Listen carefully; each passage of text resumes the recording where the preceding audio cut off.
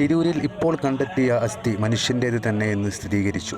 ഇനി ഇത് ആരുടേതാണെന്നാണ് മനസ്സിലാക്കേണ്ടത്. ഷിരൂരിൽ ഇനി കണ്ടെത്താനുള്ള ജഗന്നാഥനും ലോകേഷും ഇവരിൽ ആരുടെയെങ്കിലും അസ്ഥി ആയിരിക്കുമോ ഇത് എന്നുള്ള സ്ഥിരീകരണത്തിന് വേണ്ടി DNA ടെസ്റ്റിന് വേണ്ടി കൊണ്ടുപോയിട്ടുണ്ട്.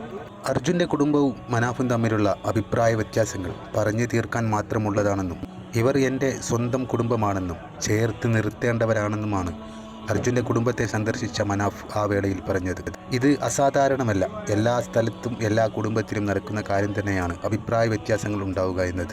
അൻവറിൻ്റെ പുതിയ പാർട്ടിയുടെ പ്രചാരണ ബാനറിൽ മനാഫിൻ്റെ ഫോട്ടോ കണ്ടതിനെക്കുറിച്ച് അവതാരിക മനാഫിനോട് ചോദിച്ചപ്പോൾ മനാഫിൻ്റെ മറുപടി ഇങ്ങനെയായിരുന്നു: ഞാനൊരു പാർട്ടിയിലും ഇല്ല.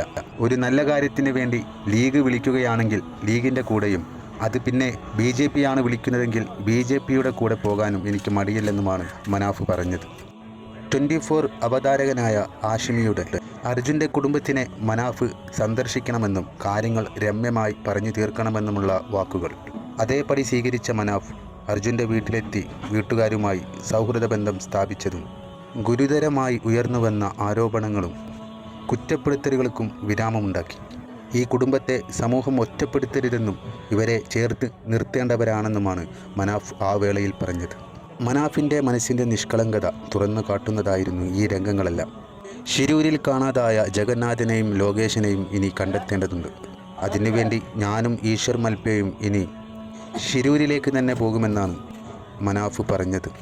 തൻ്റെ ഒരു വാഹനവും അവിടെ തന്നെ ഇപ്പോഴുമുണ്ടെന്നും മനാഫ് പറഞ്ഞു. ആ 2 പെൺകുട്ടികൾക്കും ഞാൻ വാക്ക് നൽകിയിട്ടുണ്ടെന്നും അത് പാലിക്കേണ്ടതാണെന്നുമാണ് മനാഫ് വാർത്താ സമ്മേളനത്തിൽ പറഞ്ഞത്. ഷിരൂരിലെ തിരച്ചിലിൽ ഇപ്പോൾ ഡ്രഡ്ജിംഗ് യന്ത്രം ഇല്ല.